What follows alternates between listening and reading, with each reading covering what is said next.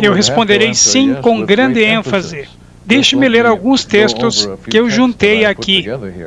Mateus 20, versículo 28, Jesus disse: Bem como o Filho do Homem não veio para ser servido, mas para servir e para dar a vida em resgate de muitos. Agora, a palavra "em" é uma palavra muito importante. Para dar a sua vida em resgate de muitos. A afirmação aqui neste livro diz que é impossível. Mateus 26, 28. Porque este é o meu sangue, o sangue do Novo Testamento, que é derramado por muitos para a remissão dos pecados. Então, o seu sangue sendo derramado traz a remissão para o pecado de outros. Não o sangue de outros sendo derramado, mas o seu sangue sendo derramado. Romanos 3:25, ao qual Deus propôs para a propiciação pela fé no seu sangue, para demonstrar a sua justiça pela remissão dos pecados dantes cometidos. Prestem atenção na linguagem. A sua justiça para a remissão dos pecados de outras pessoas. Romanos 5:6, porque Cristo, estando nós ainda fracos, morreu ao seu tempo pelos ímpios. Romanos 5:8, mas Deus prova o seu amor para conosco em que Cristo morreu por nós, sendo nós ainda pecadores. Romanos 14:15, mas se por causa da comida se contrista teu irmão, já não andas conforme o amor, não destruas por causa da tua comida aquele por quem Cristo morreu. 1 Coríntios 5:7, porque Cristo, nossa Páscoa, foi crucificado por nós. 1 Coríntios 15:3, porque primeiramente vos entreguei o que também recebi, que Cristo morreu por nossos pecados, segundo as Escrituras.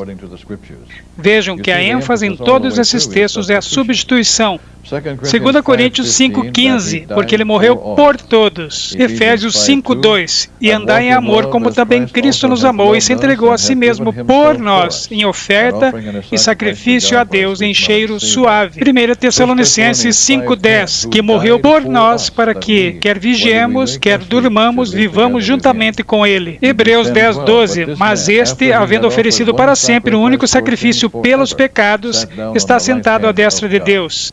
1 Pedro 3:18, porque também Cristo padeceu uma vez pelos pecados, o justo pelos injustos, para levar-nos a Deus, mortificado na verdade na carne, mas vivificado no Espírito. Então, o princípio da substituição é a base absoluta que eu encontrei no Novo Testamento sobre a expiação de Cristo. E quem nega que isso é possível, ou redefine a substituição, como o autor faz para significar algo totalmente diferente do que a palavra de Deus diz, e que se identifica com teólogos católicos que dizem que a substituição não é permitida ou pela lei de Deus ou pela lei dos homens, eu considero essa uma premissa muito séria. Uma premissa falsa na qual é fundamentada a teologia dele. O Espírito de Profecia diz de uma maneira tão linda em O Desejado de Todas as Nações, página 25. Cristo foi tratado como nós merecíamos para que pudéssemos receber o tratamento a que ele tinha direito. Foi condenado pelos nossos pecados, nos quais não tinha participação, para que fôssemos justificados por sua justiça, na qual não tínhamos parte. Se prestarmos atenção, essa declaração nos mostra definitivamente que Cristo tomou os nossos pecados. Ele foi condenado pelos nossos pecados, nos quais não tinha participação, para que fôssemos justificados por sua justiça. Ele sofreu a morte que era nossa, para que recebêssemos a sua vida. Sem dúvida nenhuma, eu quero dizer, seguir a conclusão do autor, eu quero dizer, não é bíblico. Eu digo, precisamos pesquisar no Espírito de Profecia. Há muito material lá. Pensando sobre essa referência do Espírito de Profecia, pensando sobre essa declaração que você leu, nós precisamos nos referir a ela mais tarde.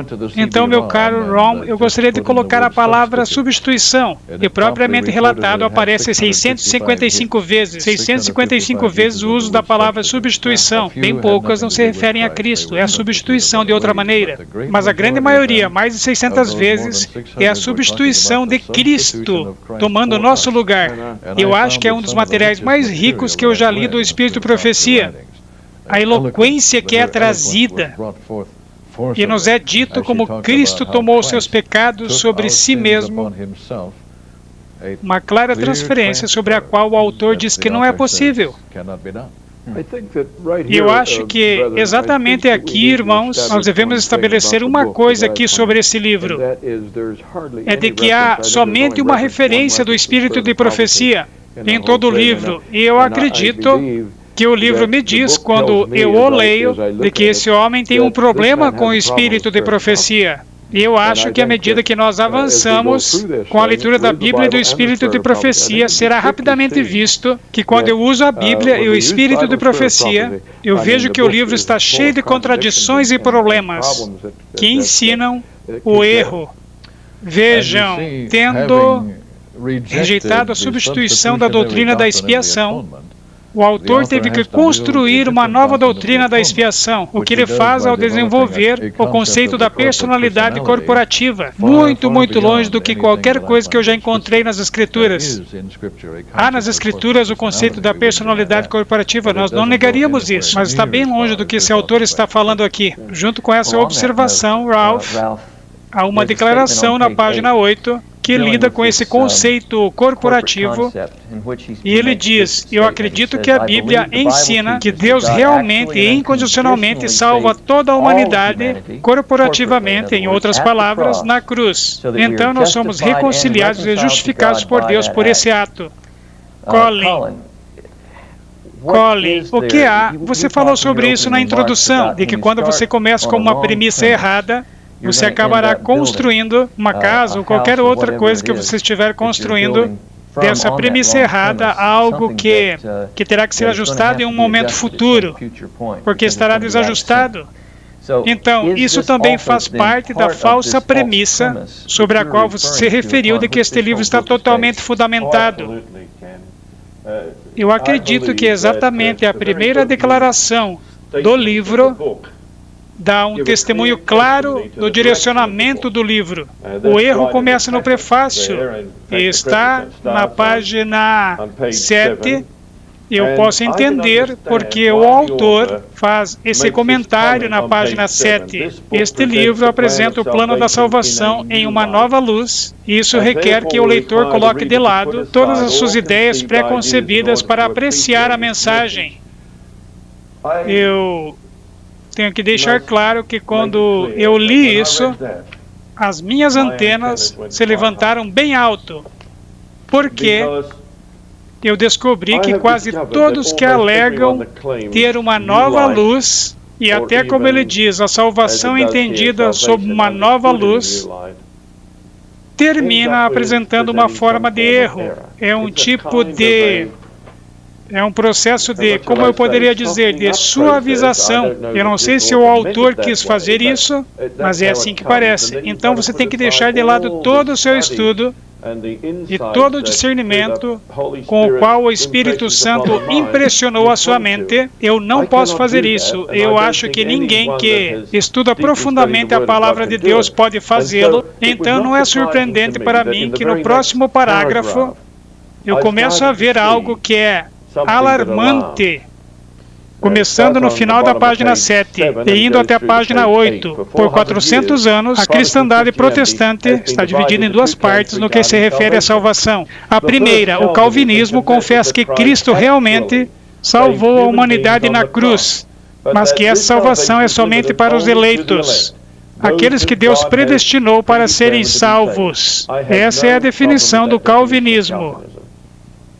O segundo conceito, o arminianismo, conceito desenvolvido por Armínio, reformador holandês, que foi, em algum sentido, talvez, o neto teológico de Calvino, mas que, por outro lado, não aceitou os conceitos calvinistas. A segunda visão, o arminianismo, defende que na cruz Cristo trouxe a salvação para toda a humanidade, mas que a salvação é condicional. Uma pessoa tem que acreditar e se arrepender para que essa condição se torne uma realidade. Quando eu li isso, eu pensei, inquestionavelmente, nós precisamos nos arrepender, nós precisamos crer para sermos salvos. Mas então eu li, ambas as visões são somente boas novas condicionais. Então eu fiquei ansioso para ler o próximo parágrafo. Então eu li, eu acredito que nenhuma das partes tem a verdade completa sobre a salvação. Então eu descobri sobre qual área ele não concorda. Então esse desacordo com o condicional de que a salvação vem para todos, somente se eles se arrependerem e crerem. Então nós lemos, Eu acredito que a Bíblia ensina que Deus salvou real e incondicionalmente toda a humanidade na cruz, para que fôssemos justificados e reconciliados com Deus por esse ato. Eu fico alarmado com uma declaração dessa natureza. Alguns de vocês, eu acho que todos aqui vão se lembrar, quando eu e Russell escrevemos exatamente o primeiro livro juntos, Adventismo Vindicado, nós colocamos em um capítulo chamado Amor, a condição para a salvação, quando um teólogo fez uma avaliação desse livro, e ele escreveu para mim e disse: não vá em frente e publique esse livro, falando sobre esse capítulo. Não há nenhuma condição para a salvação. Mas eu não encontro isso nem na Bíblia, nem no Espírito de Profecia. Eu quero começar exatamente com o Evangelho que Jesus pregou. Me parece que se nós não tivéssemos nada além disso, nós poderíamos dizer o que era para se demonstrar. Eu não sei se vocês fizeram geometria como eu fiz na escola, mas quando nós provamos um teorema, ou se resolvemos um problema geométrico, nós sempre colocamos as letras Q e D, o que é a abreviação de Quod Erat Demonstrandum, o que significa o que deveria ser demonstrado ou provado. Nós provamos aquilo que precisa ser provado. E eu acredito que esse texto aqui, Ken, prova que nós devemos nos arrepender e crer. Não há outro evangelho além deste. Deixe-me ler para vocês Marcos 1, 14 e 15. E depois que João foi entregue à prisão, veio Jesus para a Galileia, pregando o evangelho do reino. Agora vejam o que ele estava pregando. Ele estava pregando o evangelho do reino de Deus, o reino que levaria a salvação dos homens e das mulheres. É ao que ele está se referindo aqui. E dizendo, o tempo está cumprido e o reino de Deus está próximo. Arrependei-vos e crede no Evangelho. Duas palavras, se arrepender e crer. Bem, eu não vou ler todos os outros textos sobre arrependimento e estar convertido para que seus pecados sejam apagados, ou creia no Senhor Jesus Cristo para que sejam salvos. O cerne do cristianismo. Porque Deus amou o mundo de tal maneira que deu seu Filho unigênito, para que todo aquele que nele crê não pereça, mas tenha vida eterna.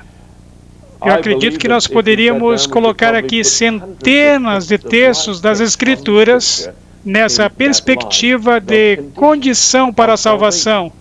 Agora, o que eu descobri que o autor está falando aqui é que ele está seguindo uma tendência bem forte luterana, uma tendência calvinista. Por exemplo, nós nos lembramos de que Lutero disse que o livro de Tiago é um livro de palha e não poderia estar no cânon bíblico. O que preocupava Lutero eram essas condições para a salvação. Deixe-me ler algumas delas para vocês, então. Colin, enquanto você procura, eu acho que uma das razões pela qual ele tomou essa posição é que ele acreditava na predestinação. E Tiago destruía todo o seu conceito de predestinação. Permita-me ler Tiago 1,12. Eu acho que a maioria de nós vai dizer que é um texto muito lindo.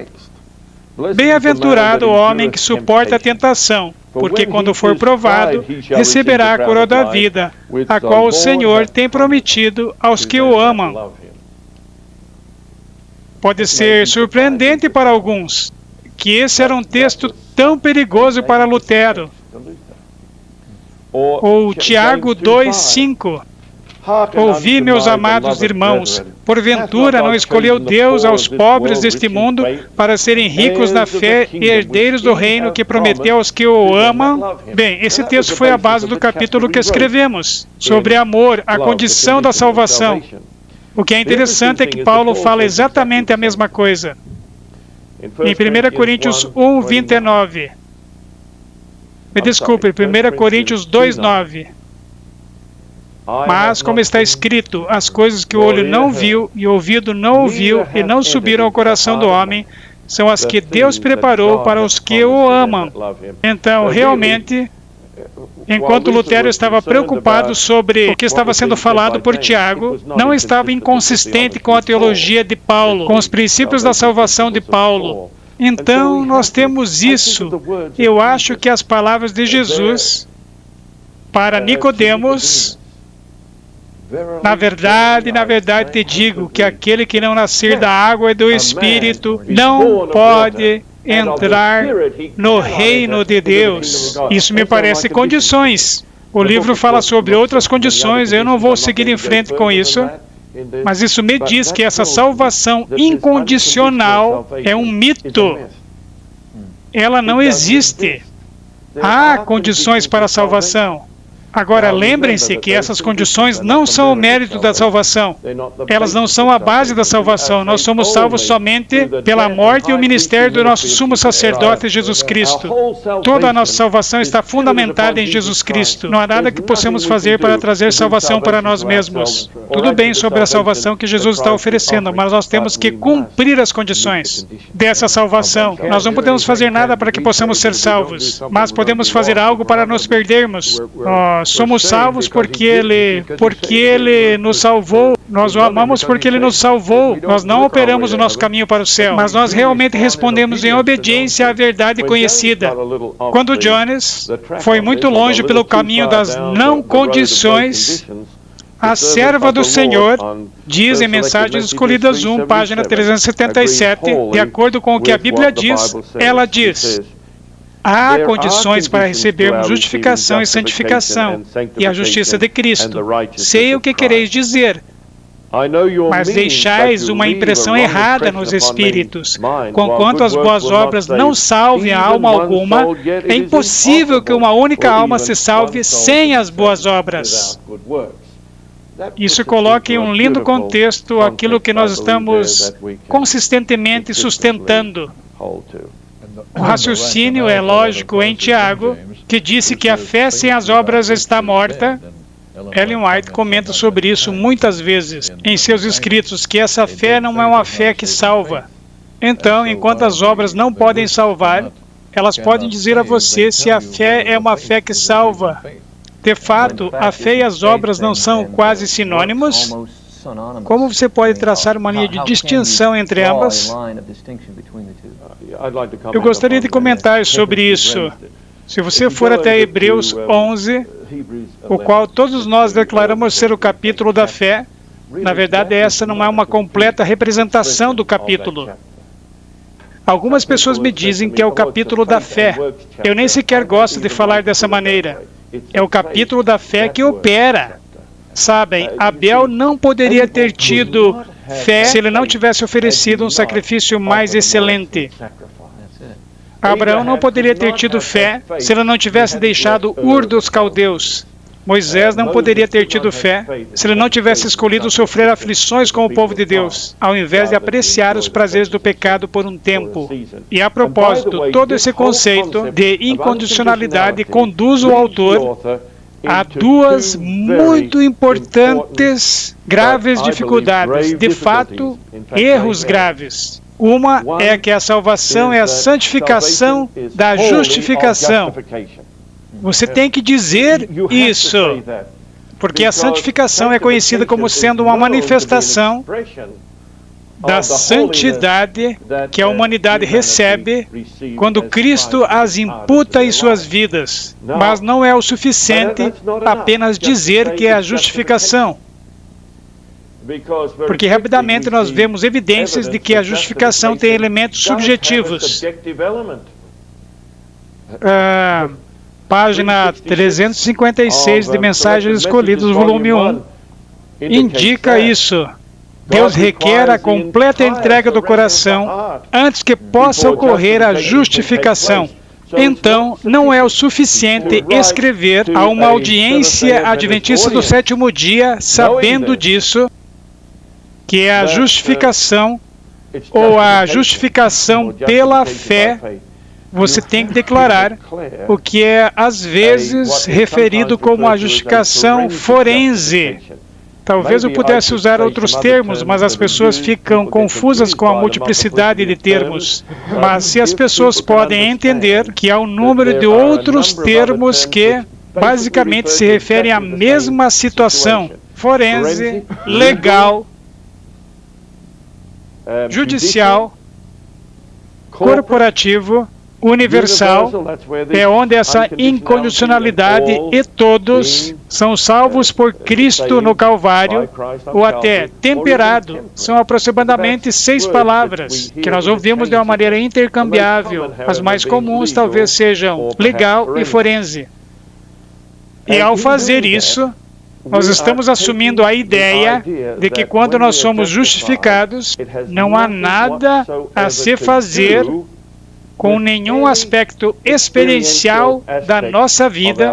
Contudo, eu vejo aqui que a total entrega da vontade somente é um aspecto necessário. Eu vejo em textos como João 1,9, se nós confessarmos os nossos pecados, conjunção condicional. Ele é fiel para nos perdoar e nos justificar. Respostas bem definidas: confessar e se arrepender. Quando eu leio em Provérbios 28:13, o que nos mostra que o Velho Testamento está alinhado com isso também. Quem confessa e deixa os seus pecados alcançará misericórdia. Lindo texto das Escrituras que realmente destrói um tipo forense somente de justificação. Se você reflete sobre isso, Ken, se nós abraçarmos somente essa justificação forense, então Deus é um manipulador. Agora, os calvinistas não têm nenhum problema em dizer que Deus é um manipulador. Os augustinianos não terão nenhum problema com esse termo de manipulação. Eles não podem ter algum problema, porque eles acreditam que Deus predestinou, por sua eleição divina, todos aqueles que serão salvos. E nada do que os homens possam fazer pode mudar isso.